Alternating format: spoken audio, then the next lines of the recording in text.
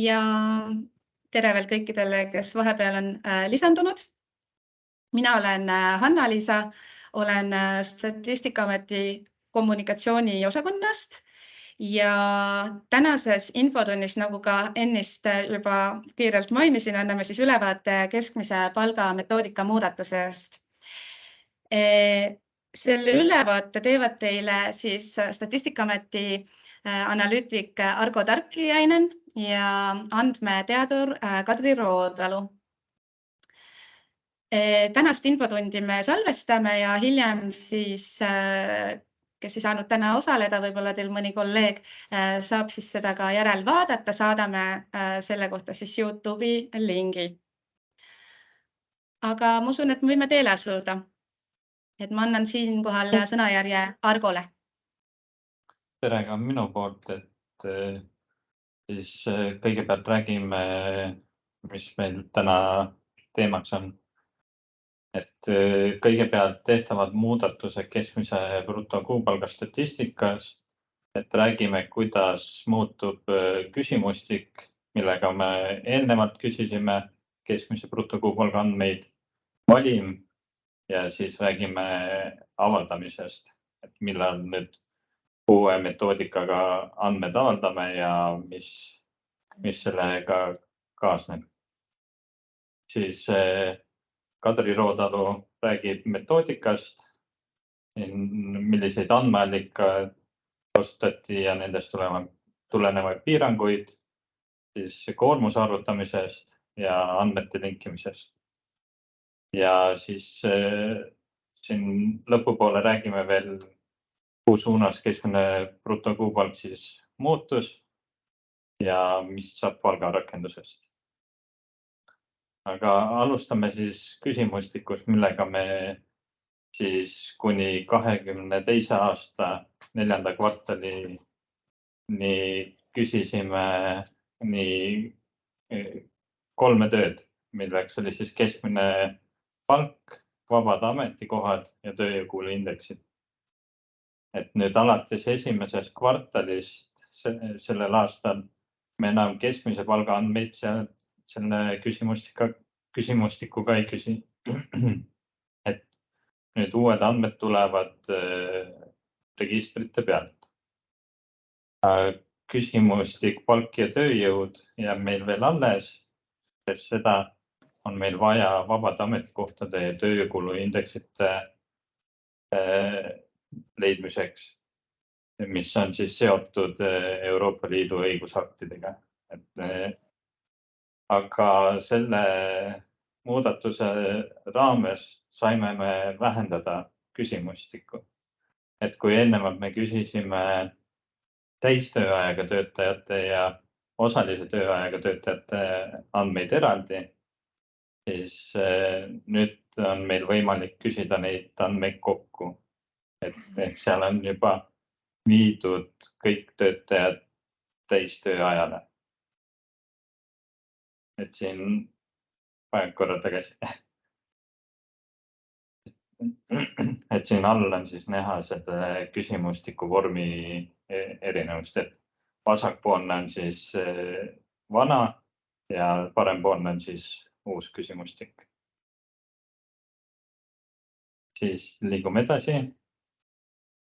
Ja siis toimusid ka valimismuutused. Et kui eelnevalt oli meil valimi suuruseks ligikaudu 6000 üksust, siis nüüd me vähendasime ja millest siis valikuliselt uuritav osa, mille moodustavad siis alla 50 palgatöötajaga ettevõtted oli 4000 üksust ja kõikselt uuritav ehk 50 ja enama palgatöötajaga üksusi oli valimis ligikaudu 2000. Nüüd alates selle aasta 1. kvartalist vähendasime valikuliselt uuritavat osa ehk siis need alla 50 palgatöötajaga üksused 50% võrra. Ehk siis 4000 pealt 2000 peale.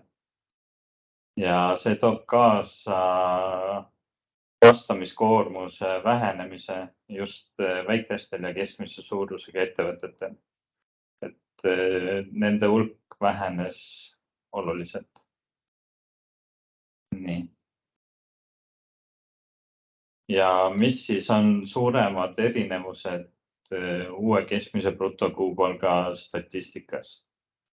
Et kui eelnevalt oli meil keskmine brutokuupalga statistika ettevõttepõhine, ehk me küsisime ettevõtetelt koondandmeid nende töötajate kohta, siis nüüd liigub see töötajapõhiseks, ehk me uurime töötajaid.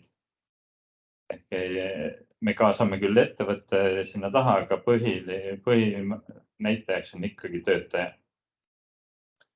Siis teine suurem muudatus on, et liigume tekkepõhiselt palgalt kassapõhisele palgale, mis tähendab siis seda, et kui tekkepõhisel aprillis teenitud palk läheb aprillikuu arvestusse, siis nüüd kassapõhise puhul muutub see nii palju, et välja tehtud palga väljamakse läheb selle kuu arvestusse, millal see tehti.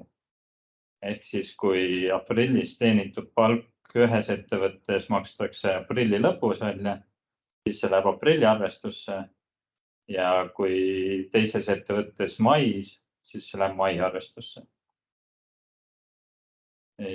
Ja siis keskmise palga erinevuse kahe metoodika vahel jäävad enamikel juhtudel praegu avaldatud keskmise palga usaldusvahemikke, mis on väga positiivne.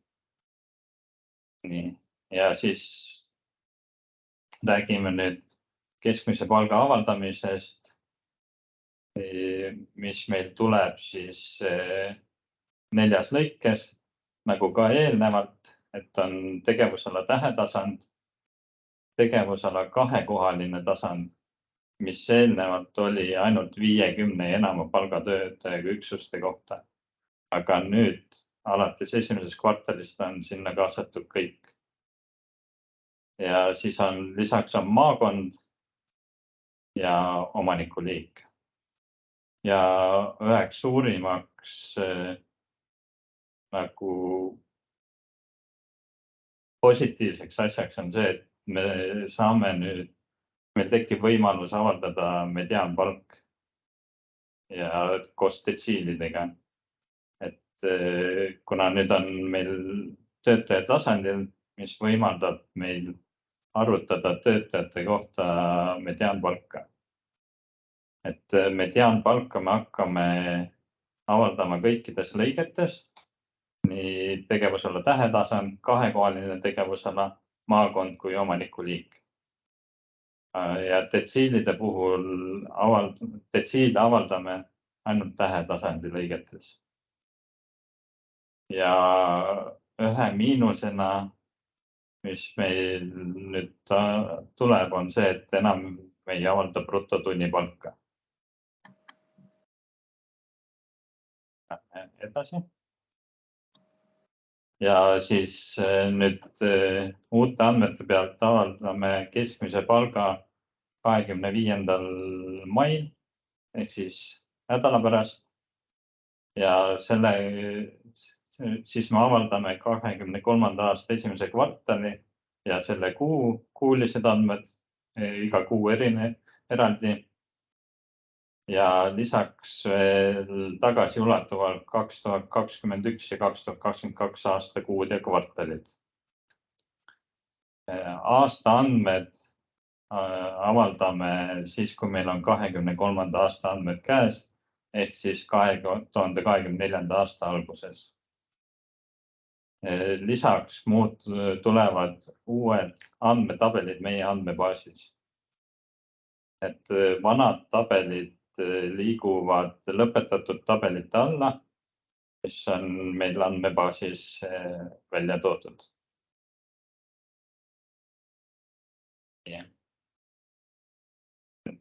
Ma annan üle Kadri Roodale. Tere minu poolt ka. Ja ma natukene põhjalikumalt, kuna see on siis selline infotund, kus meil on kutsutud inimesed, kes vähekene rohkem saavad aru sellest, et mis seal andmeallikates sees on ja kuidas see palk võiks kokku tulla. Et seoses sellega ma räägiks natuke põhjalikumalt ka siis sellest metoodikast, mida me kasutasime, et nende andmete liitmisega ja haldamisega hakkama saada. Päris kõiki detaile ei jõua välja tuua, aga üldiselt siis. Et selle uue metoodika kohaselt me põhimõtteliselt kasutame siis kahte Maksu- ja Tolliameti registrit, kasutame töötamisregistri andmeid ja tulu- ja sotsiaalmaksu deklaratsioonide lisa 1 ja lisa 2 andmeid. Lisaks sellele kasutame veel äriregistri andmeid, Statistikaametis endas ettevõtete statistilise registri andmeid ja aadressi andmeid samamoodi. Ja kui me nüüd tahame, eks ju, seda palka arvutada, siis meil põhimõtteliselt on vaja, eks ju, kahte asja. Meil on vaja teada, kui palju see inimene, kellele palka maksti, tööd tegi ja selle info me saame siis töötamise registrist. Ja meil on vaja teada seda, et kui palju talle selle töö eest raha maksti ja see on siis see koht, kus me kasutame tulu- ja sotsiaalmaksu deklaratsioonide andmeid ja ma saan aru, et erinevad organisatsioonid on seda tegelikult ise ka juba teinud, ehk siis, et olen näinud, et Eesti Pank ja Rahandusministeerium on juba ju ka tegemas nende väljamaksete pealt statistikat, nii et mitte midagi uut siin selles mõttes ei ole. Ja mis me nende andmetega siis täpsemalt veel edasi võtsime, nendel meie statistika puhul siin on terve hulk piiranguid, millega võib-olla võiks arvestada nende edasisel kasutamisel ja tõlgendamisel. Ehk siis, et meil on vaatluse all sellised organisatsioonid, asutused, ettevõtted, kus on vähemalt üks palgatöötaja. Sellest statistikast jäetakse välja need töötajad, kes töötavad põllumajanduse FIE-de heaks. Ja välja jäävad ka Sise- ja Kaitseministeeriumi haldusala asutuste töötajad, jäävad välja sellepärast, et Maksu- ja Tolliametist ei anta Statistikaametile Sise- ja Kaitseministeeriumi haldusala asutuste töötajate palgaandmeid konfidentsiaalsuse kaalutlustel. Kui me vaatame nüüd seda statistikat, siis töötamise registrist me võtame arvesse sellised töötamise liigid, mis puudutavad erinevaid töölepinguid ja avalikku teenistust ja kõrgemaid riigiteenijaid. Ja üldiselt siis väljamaksete puhul tulu- ja sotsiaalmaksu deklaratsioonides ka palgatulu, erinevad variandid, laevapereliikme töötasu, ehk siis seda laadi väljamaksed. Ja me arvutame statistikat Eesti isikukoodiga inimestele ja Eesti asutustele siis selline piirang ka. Aga räägiks nüüd natuke sellest, mis võib-olla oli nagu selles metoodika arenduses nagu kõige keerulisem osa. Ehk siis väljamaksete puhul oli selles mõttes lihtne, et see tehakse üks kord kuus ja sellega see tavaliselt lõpebki. Aga see, et kui palju nüüd see inimene töötanud on selleks, et seda väljamakset välja teenida, see oli natukene keerulisem ülesanne. Ja kui vaadata, et millest see inimese tööpanus justkui nagu kokku tuleb, siis ühelt poolt tuleks arvesse võtta seda, et missuguse koormusega ta töötab ja teiseks siis seda, et mitu päeva ta siis selles perioodis on töötanud. Ja seda me tegimegi, me võtsime arvesse tema siis lepingu kestuse järgi, et kui palju päevi ta leping Eestis selles perioodis, ütleme, et on see siis mingi vastav kuu või mingi kvartal. Sellest me võtsime maha need päevad, mil tööleping oli peatatud, et selle eest siis töötasu eeldatavasti ei arvestata.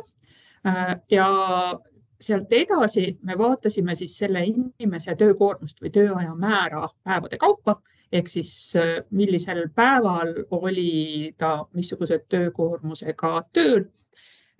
See selles mõttes oli natukene nagu trikiga koht, et töötamise registris pidi arvestama siis nende andmete nii-öelda nagu versioniseerimisega või sellega, et viimane versioon, mis näiteks minul on praegu töötamise registris kirjas, ei näita tingimata seda, mis oli minu amet või koormus või töökoha asukoht näiteks 2021. aastal. Ehk siis seda tegime. Üks probleemkoht, mis siin oli see, et inimesel võib olla mitu töötamist ühe ja sama tööandja juures. Aga kui tööandja deklareerib neid tulu- ja sotsiaalmaksu deklaratsioonil makse, siis ta üldiselt teeb erinevate töötamiste peale kokku ainult ühe väljamakse, mis tähendab seda, et me töötamise registri pealt samamoodi pidime liitma erinevad töötamiste kestused ja statistika aluseks jääb siis järele üks töötaja tööandja kirje. Ehk siis kõik minu töösuhted selle tööandja juures. Ja sedaviisi ettevalmistatud töötamise registri andmeid me siis hakkasime liikima tulu- ja sotsiaalmaksu deklaratsioonide andmetega ja selle me teostasime 3-astmeliselt. Ehk siis nii töötamise registris kui tulu- ja sotsiaalmaksu deklaratsioonidel on kirjas siis selle ettevõtte kood, kes seda inimest siis tööle registreerib või kes talle väljamakset teeb. Ja päris paljudel juhtudel me saime neid andmeid linkida otse selle sama tööandja koodi järgi, sest see oli töötamise registris ja tulu- ja sotsiaalmaksu deklaratsioonidel üks ja see sama. Aga vahetevahel on selline lugu, kus töötamise registris inimest registreerib üks asutus, aga väljamakset tulu- ja sotsiaalmaksu deklaratsioonidel deklareerib mõni teine asutus. Sellega me arvestasime ka ja selleks töötamise registris võib olla täidetud inimese töötamise puhul väljamakse tegija veerg. Kui see on täidetud, siis me võtsime seda selles veerus olevat koodi linkimisel arvesse.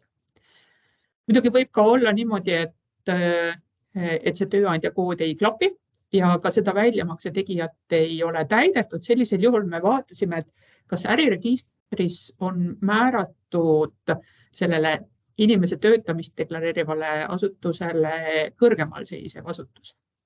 Ja sellisel juhul me siis tulu- ja sotsiaalmaksu deklaratsioonide väljamakse linkisime selle töötamise registri koodi kõrgemal seisva asutusega.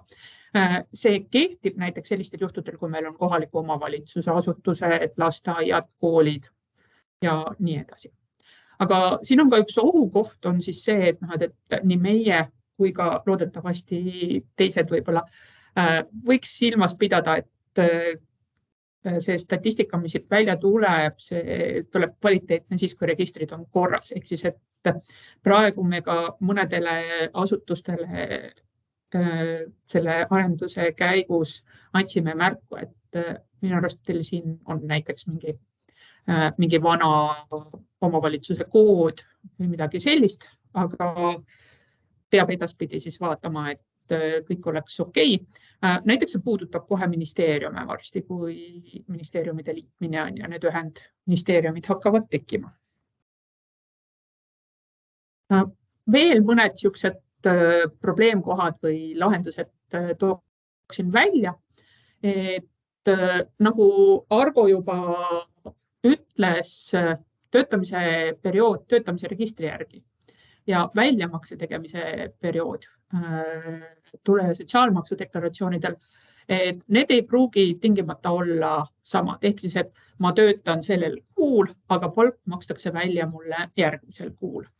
Ja see tähendab siis, et põhimõtteliselt meil on sellised perioodi erinevused, mis siit välja tulevad. Millal need tekivad? Need tekivad näiteks siis, kui inimesel on lõpparvekuu. Sellisel juhul ma näen, et on töötatud võib-olla ainult 1 või 2 päeva, aga väljamakseid on tehtud suures summas. Need erinevused võivad tekkida ka näiteks siis, kui inimesel on puhkusekuud või kui tal on niisugune pikem puhkus ja puhkusetasu on välja makstud, eks ju, enne puhkusele jäämist. Ja need tekivad ka näiteks siis, kui inimesel on esimene töökuu, siis ma justkui nagu töötan, aga palka selle kuu puhul TST-s veel ei ole. Nendest me korrigeerime seda esimest juhtumit enda statistikas, ehk siis seda lõpparve kuud ja me korrigeerime siis seda tööpanust või siis seda inimese töötatud aega, kui lepingu lõpp on vaatlusperioodi sees ja me näeme, et see töötamise perioodi erinevus väljamaksetega on suur. See tähendab siis, et täpsemalt me vaatame, et kui ta alla poole kuu on töötanud ja on niisuguse suure väljamakse saanud, et siis me võtame selle tööpanuse, paneme suuremaks. Ja kuna, eks ju, siin on hästi suur risk selleks, et kellelgi ongi võib-olla jäänud mingisugune ühepäevane töötamine kuhugi või niisuguse hästi väikse koormusega töötamine, millele on tehtud suur väljamakse, siis me jätame välja need töötamised statistikast, mis on kehtinud alla ühe päeva. Nii et selliseid piiranguid kasutame. Tooksin veel välja mõned kohad, et missuguseid küsimusi või saab siis selle statistika pealt lahendada ja mida ei saa. Selle kasutamisel tuleb arvestada, et nüüd tulu- ja sotsiaalmaksu deklaratsioonidel tululiigid, mida me kasutame, sisaldavad osaliselt ka lisatasusid, ehk siis nad ei ole täpselt võrreldavad varasema brutokuupalga statistikaga. Sellega endiselt, nagu ka eelnevas metoodika variandis, antakse tulemused ainult palgatöötajate kohta. See tähendab, et kui meil on lepingud võlaõigusseaduse alusel, käsunduslepingud, töövõtulepingud, siis neid me ei näita, aga seda ei näidanud ka varasem brutokuupalga statistika. Me avaldame küll nende inimeste arvu, kelle pealt see statistika tehtud on, aga see ei anna meile üldist töötajate arvu Eestis. Just sellel samal põhjusel, et meil ei ole arvesse võetud kõik töötamise liigid ja see ei anna ka meile kõik kogu väljamaksete kogusummat, ehk just see ei sisalda kõiki väljamaksete liike. Nii et kui teie organisatsioonis on tehtud seda tulu- ja sotsiaalmaksu deklaratsioonide statistikat mingite muude väljamakseliikide peal kui meie, siis sealt tulevad ka erinevust. Ja see ei sisalda siis infot näiteks haigushüvitiste või siis mingit muud liiki väljamaksete kohta. Nüüd küsimus võiks olla ka see, et mis selle keskmise palgaga lõppkokkuvõttes nüüd juhtub. Seda me nüüd päris otse praegu ei saa öelda, kuna avaldamine on järgmisel nädalal, siis me ei saa tuua välja, et mis see täpne number nüüd on. Aga 2022 4. kvartal niisuguse üldise skeemi ma siia panin, niisuguse natukene määrase. Et üldiselt varasemate kvartalite puhul see üldine kogu brutokuupalk tuleb natukene madalam kui vana metoodikaga tuli, aga see erinevus jääb alla 50 euro üldiselt.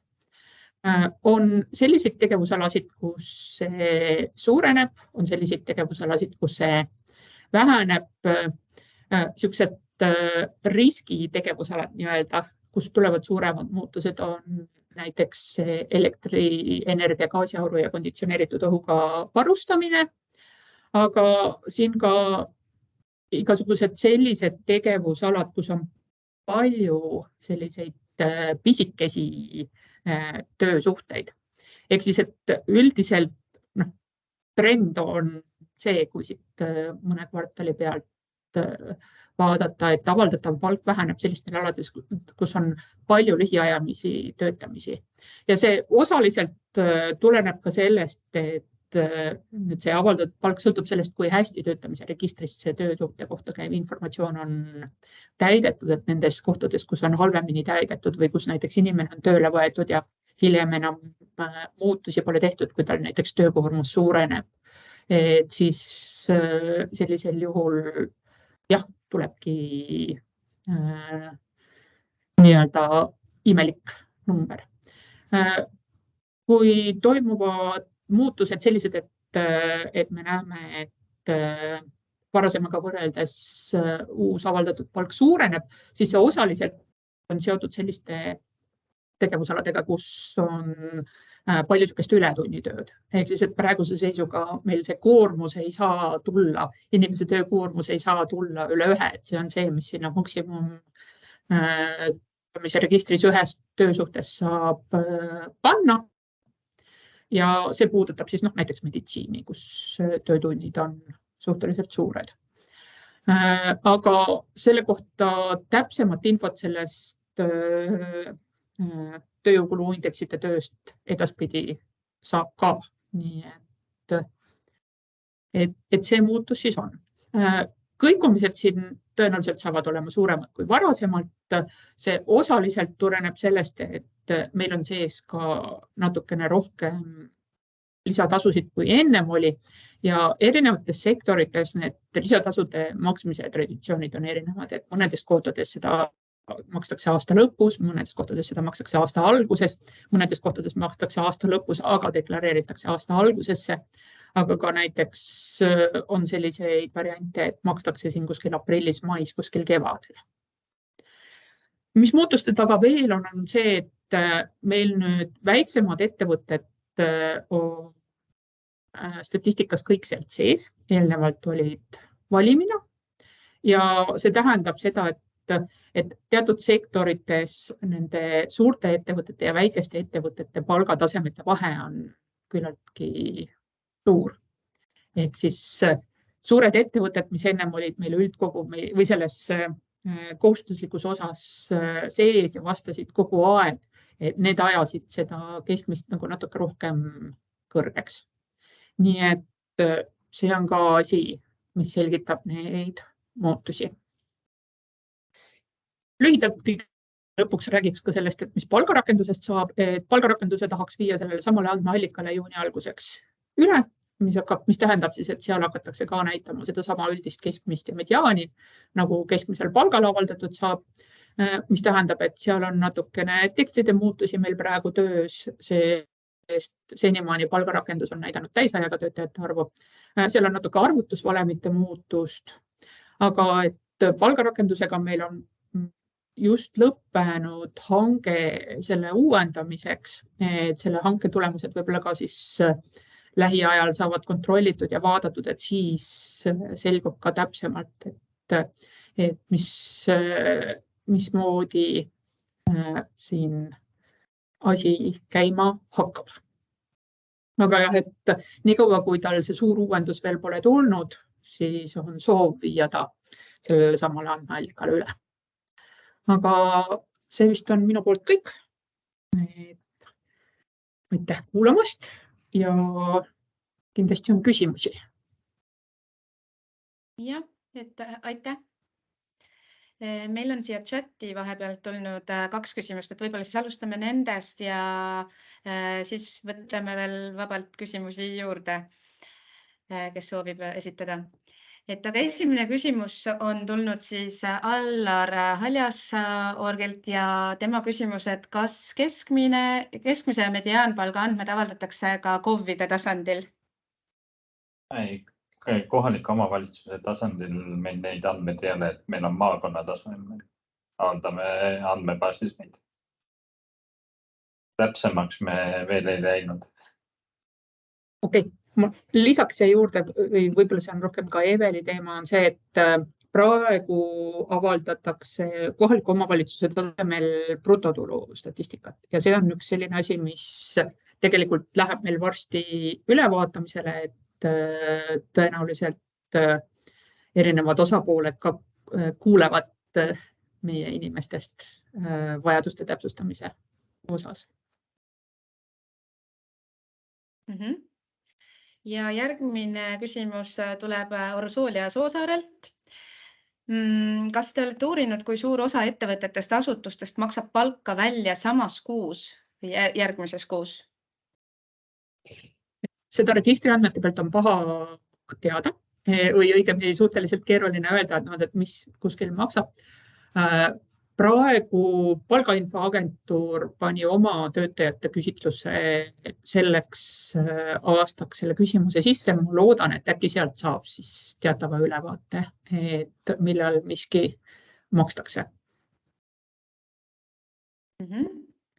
Ja Liis Helmik küsib, et kas aegreal on plaanis hiljem lisada ka varasemad aastad kui 2021 ja 2022? Ei, seda ei ole plaanis, et seal TÖRi ja TST andmetega seal toimusid muudatused varasematel aastatel. Nii, ja ma näen, et Ursolial on käsi püsti.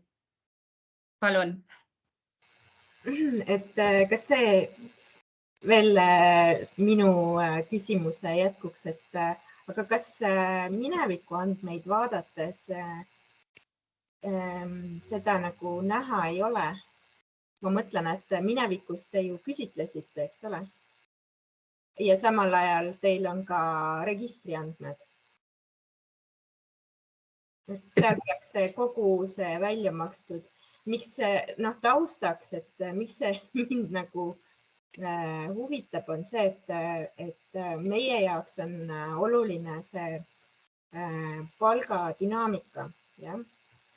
Ja siis ütleme ka erasektor, avalik sektor eraldi võetuna ja praegu on selline tunne, et avalikus sektoris pigem kiputakse maksma seda palka välja samas perioodis ja erasektoris järgmises perioodis, mis nihutab veidi seda palgadünaamikat ajas. Okei, et see on siis küsimus sellest, et kuivõrd see vana ja uus tegelikult üldse klapivad, et me oleme tegelikult vaadanud erinevatesse kohtadesse sisse, et kuidas see siis meie need registriandmed nüüd lähevad konkreetselt selle küsitluse andmetega kokku ja seal on nüüd siis olnud nagu erinevat pidi, et okei, kui me räägime sellest registriandmetest, siis tegelikult selle inimeste elu ei ole nüüd nii põnev, et neile kuust kuusse kõigil midagi nagu juhtuks. Et väga suur osa nendest asjadest, mis juhtub iga kuu ühte ja sama moodi. Aga et tõepoolest nagu mõnedel juhtudel see asi nihkub meil siis, et mis ta teeb. See nihkumine on vähem probleemne minu arust sellisel juhul, kui me räägime nagu kvartali andmetest, eks ju, sest kvartali sees on seda nagu liikumist paremini meil võimalik ka nagu kontrollida. Aga et jah, et ega me lõplikult seda nüüd teada ei saa, sest inimesed liiguvad ka ju ühe ja selle sama ettevõtte sees. No näiteks ütleme, ma ei tea, Statistikaametis minule maksab välja palga Rahandusministeerium. Kui ma liiguksin näiteks Statistikaametist Rahandusministeeriumisse tööle, siis tegelikult nagu registri tasemel justkui midagi ei muutuks. Nii et see on nagu selline asi, mida nagu natukene saab ühe kirje tasemel mõõta, aga mitte alati ja mitte kõike. Ja samamoodi, ega tegelikult see, mis nagu ettevõtja on pannud kirja sinna sellesse meie uuringusse, selle palgauuringusse, et see ka ei ole nagu selline nagu lõplik tõde. Et nii palju, kui me oleme vaadanud, siis seal ka natukene mõned on esitanud natukene valede töötamise liikidega inimesi, keda nad ei peaks esitama ja nii edasi ja nii tagasi. Nii et jah, see on probleemkoht küll, aga väga midagi rohkem teha ka ei ole. No nii, kas on veel tekkinud küsimusi? Või tundub see teema selge?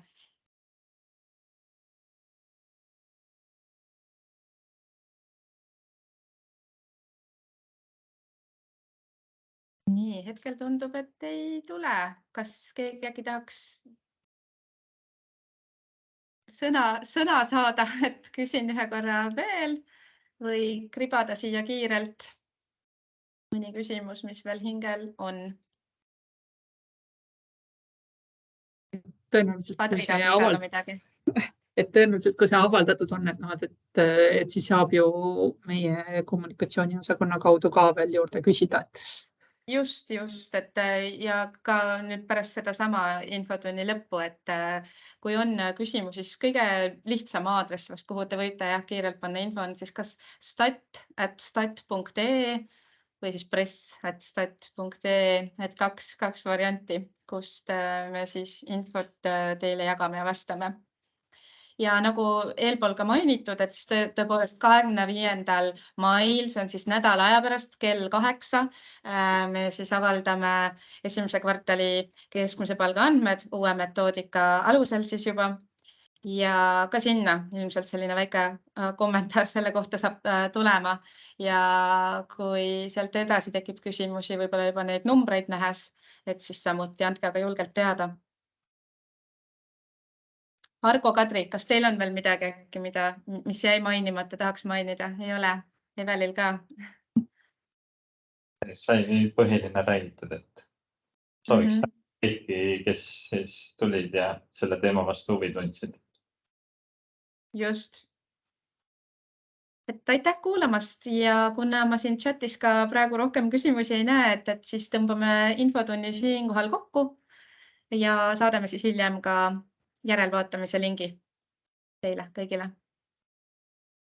Aitäh ja kena päeva jätku meie poolt.